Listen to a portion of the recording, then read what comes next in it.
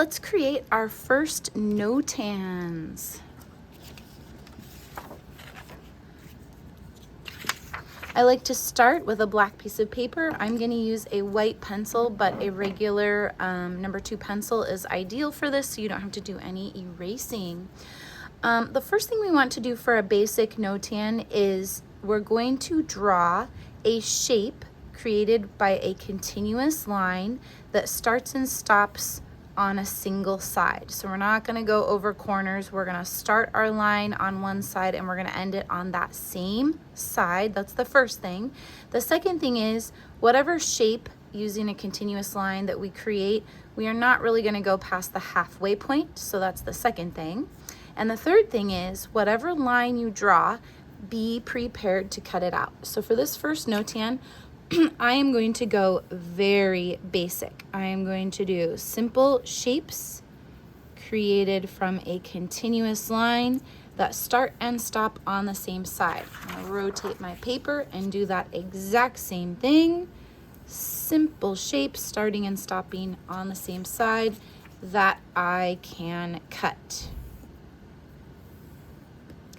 And for this simple one, I'm not really paying a ton of attention to the use of my space or the balance. I'm just kind of getting a little practice. So one shape on either side, a simple shape that I can cut when it's time to, before we cut, there are 2 ways to orient your Notan. So this one is diagonal, and I did this one diagonally because I thought I would have some pieces that would go over the edge if I did it square like this, and I'm kind of thinking like this one might go over the edge. So you can either orient it this way, and I'm just eyeballing it to have equidistant around for the borders, but I think this one's also going to require a diagonal, and again I'm looking at the points of the black paper and trying to get equidistant around.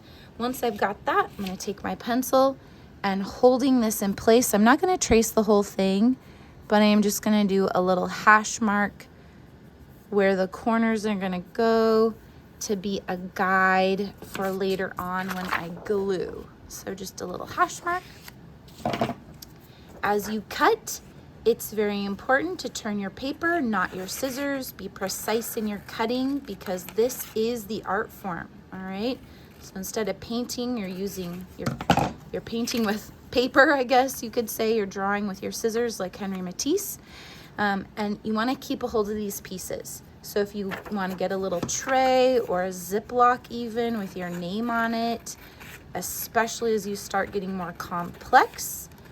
So again, I'm turning my paper, not my scissors, and placing on my paper so it doesn't get mixed up with my neighbors.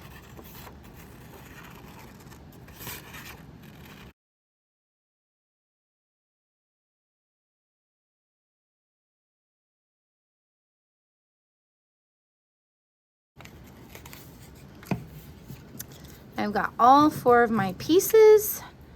I'm going to shuffle those to the side, and now I've got a funky X. Doesn't matter which way you orient it, but go ahead and orient it on the paper. Get yourself a messy mat for some glue. Make sure you've got a glue stick here.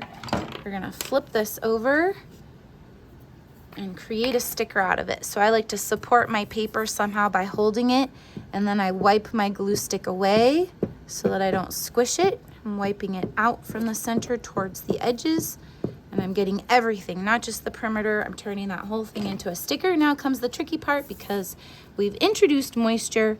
One side of the paper is expanding, so I'm kind of matching up my corners.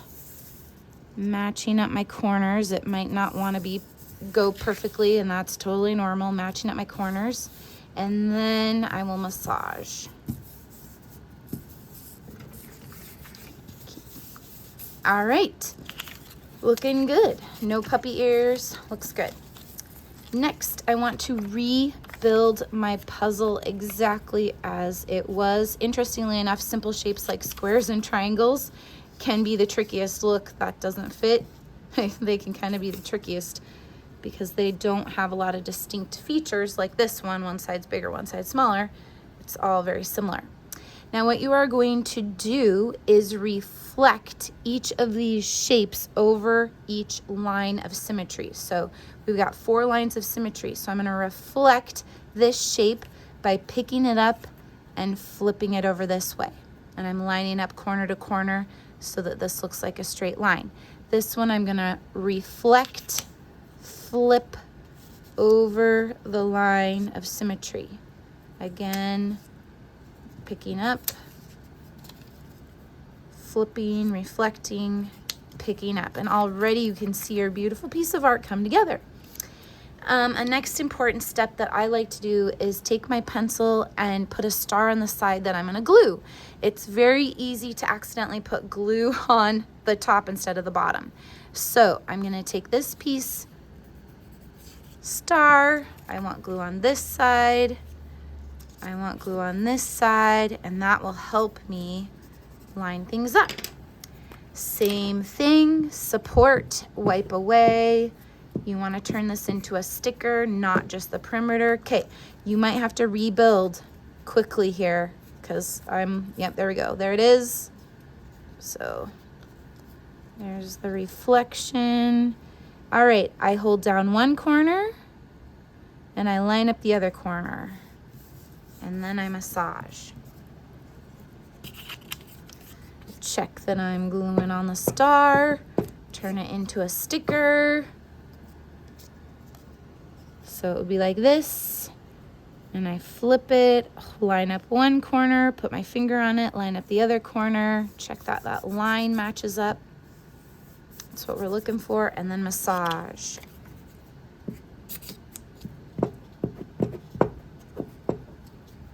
Okay, so here's the original. We flip, line up one corner, put your finger there, line up the other corner, massage.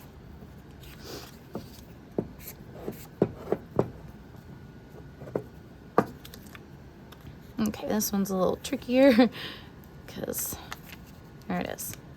Line up one corner, hold it down, line up the other corner, and massage.